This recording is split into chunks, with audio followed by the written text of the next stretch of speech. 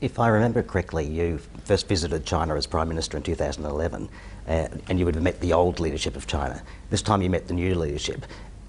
Are there meaningful differences, obvious differences between, both in style and personality and policies between the two sets?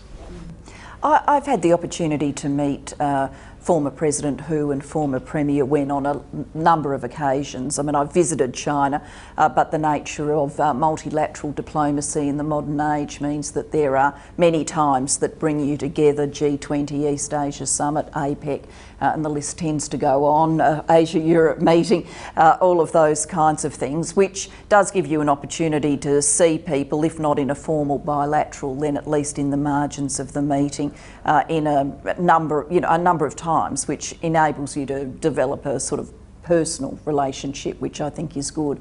I always felt that I was having a constructive conversations and good dialogue with President Hu and Premier Wen. I think part of the change, the sort of generational change that this new Chinese leadership represents, is we are dealing with people who have more modern manners, if I can put it that way, more outgoing, more engaged, less formal. I don't mean any of that as a criticism. I think if we tracked generations in Australia and their ways of dealing with each other, we could see that transition too.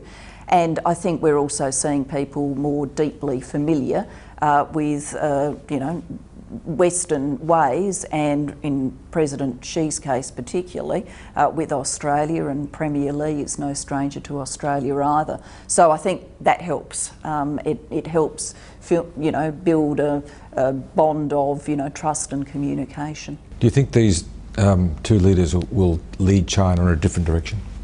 Well, I think President Xi in particular is outlining a vision, and we will see that deepen and get more textured as his leadership goes on.